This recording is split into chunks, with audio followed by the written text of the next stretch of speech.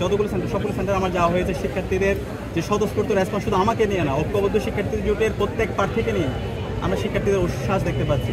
এবং গত 1 বছর জুড়ে আমরা শিক্ষার্থী বান্ধব যতগুলো কাজ করেছি সেই কাজগুলোতে আমরা শিক্ষার্থীদের স্বতঃস্ফূর্ত রেসপন্স পেয়েছি। তো আমরা আশা রাখছি এই ডাকসু নির্বাচনে ব্যালট একটা হচ্ছে বিপ্লব হবে এবং আমাদের প্রার্থীদের ভূমিদোষ বিজয় হবে, আমরা বিশ্বাস করছি ইনশাআল্লাহ।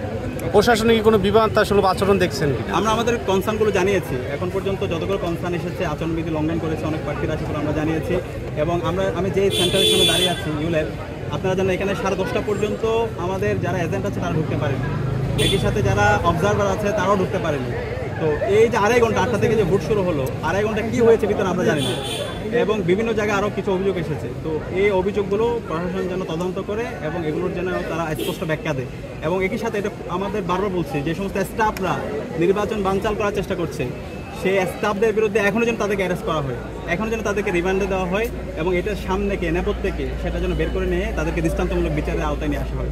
আমাদের অবস্থান পরিষ্কার, যে অপরাধে তার বিচার করতে হবে, নির্বাচনটাকে ফ্রি ফেয়ার ক্রেডিবল করতে হবে এবং সবার জন্য লেভেল প্লেয়িং ফিল্ড ইনশিওর করতে হবে। এবং এই নির্বাচনের মাধ্যমে আমরা আমাদের বাংলাদেশের সকল মানুষের কাছে একটা গণতান্ত্রিক বাংলাদেশ বিনির্মাণের জন্য আমরা বার্তা দিব। Thank you.